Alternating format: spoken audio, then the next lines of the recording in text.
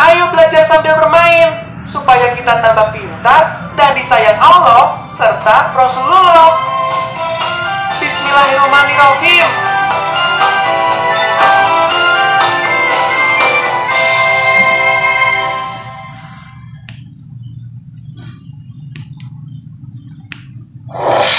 Pemuda yang terpercaya.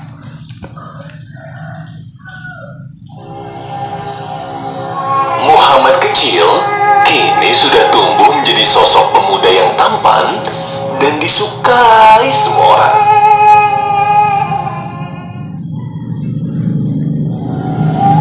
Bagaimana tidak, Muhammad begitu santun, lemah lembut, cerdas, bertanggung jawab dalam setiap tugas atau pekerjaan yang diberikan, jujur, dan selalu menghindari hal-hal yang tidak baik.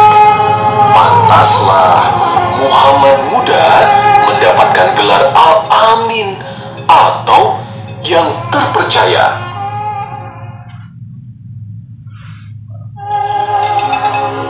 Bakat kepemimpinan Muhammad muda juga sudah mulai terlihat. Pada usia 15 tahun, dia sudah terlibat membantu para pamannya dalam perang Fijar.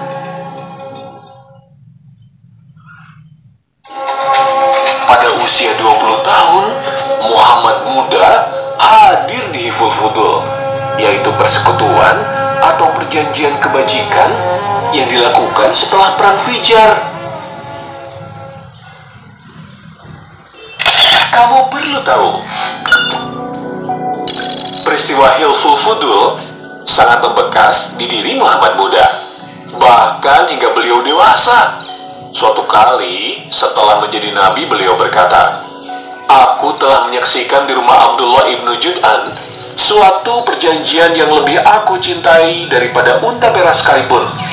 Andai pada masa Islam aku diundang untuk menghadirinya, tentu aku akan memenuhinya."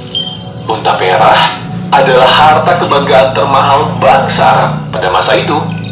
Muhammad muda memang sangat mencintai kedamaian. Wajar jika peristiwa itu sangat beliau sukai.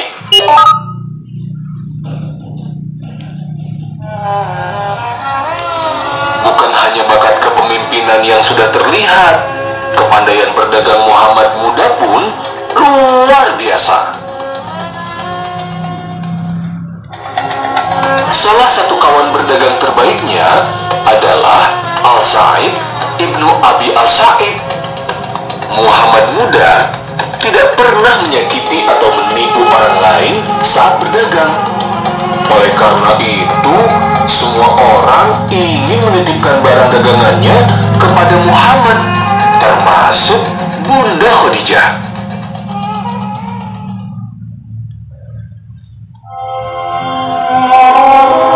Khadijah merupakan wanita Quraisy yang terhormat dan mulia. Selain dikenal karena kekayaannya, Bunda Khadijah juga dikenal karena kebaikan, sikap, dan perilakunya.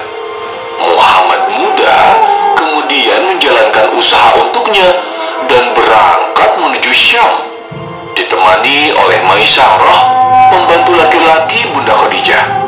Tentu saja Muhammad muda melakukannya setelah mendapatkan izin dari paman Abu Thalib.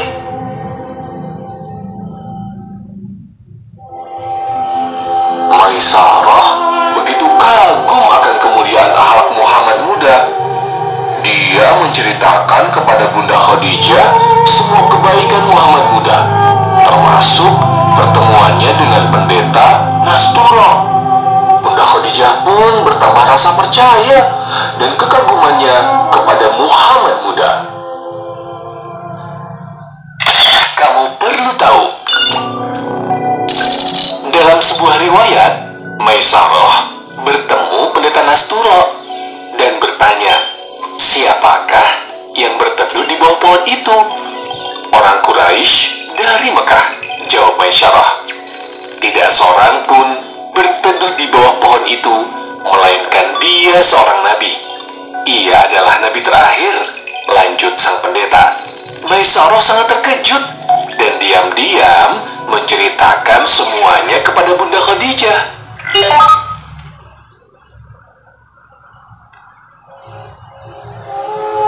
Lalu, benar saja, selama Muhammad muda menjalankan usaha perdagangan Bunda Khadijah, harta kekayaan Bunda Khadijah menjadi jauh lebih banyak daripada sebelumnya. Keuntungannya berlipat-lipat. Semua orang kagum dengan kecerdasan Muhammad dalam berdagang. Saat itu, usia Muhammad muda belum genap 25 tahun, tapi sudah berdagang hingga ke negeri Syam.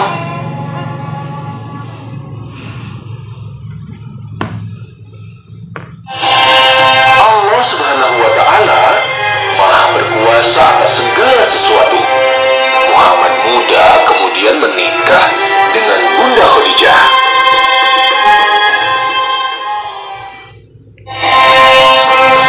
Kini Muhammad muda sudah menjadi seorang ayah.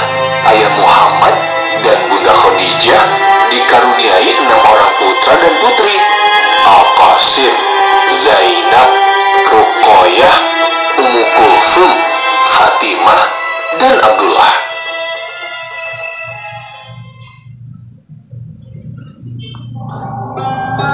Al-Qasim dan Abdullah meninggal dunia saat mereka masih kecil.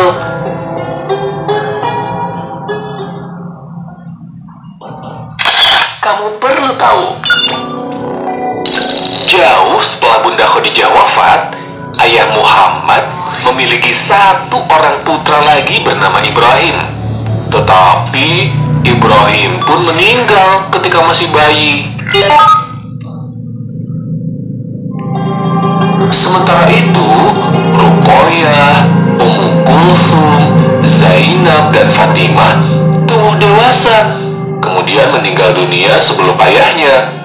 Kecuali Fatimah, dia meninggal 6 bulan setelah ayahnya. Di tengah keluarga ayah Muhammad dan Bunda Khadijah juga ada Zaid bin Harisah dan Ali bin Abi Thalib. Sebelumnya, Zaid adalah budak yang diperjualbelikan hingga sampai ke rumah Bunda Khadijah. Rasulullah SAW sangat menyayangi Zaid hingga beliau menjadikannya sebagai anak angkat. Zaid sangat senang dan bersyukur bisa tinggal dengan ayah Muhammad dan Bunda Khadijah. Demikian juga Ali, putra dari paman Abu Thalib, yang diminta ayah Muhammad untuk tinggal bersamanya.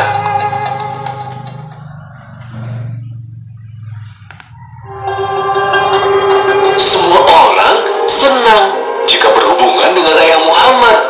Selain baik, ayah Muhammad juga dicintai karena sifat beliau yang selalu memudahkan urusan orang lain. Pernah ketika Ka'bah direnovasi, para pemimpin suku Quraisy meributkan siapa yang akan meletakkan Hajar Aswad atau batu hitam, karena semua merasa berhak.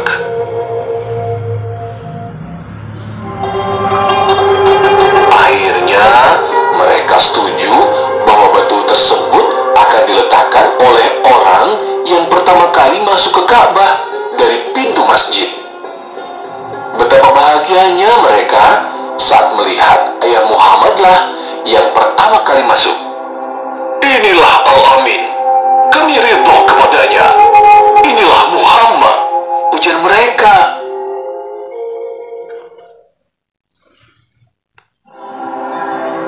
Ayah Muhammad kemudian menghamparkan sebuah kain, meletakkan Hajar Aswad di tengahnya, meminta para pemimpin kabilah memegang ujung kain, kemudian mengangkat batu itu bersamaan.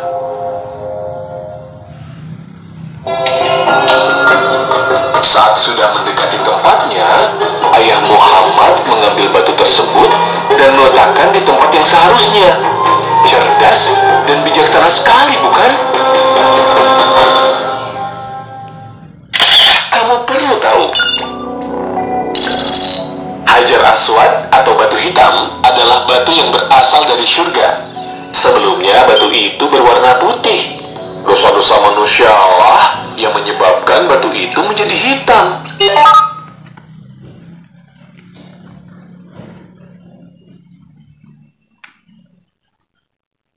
Alhamdulillah. Terus belajar ya. Wassalamualaikum.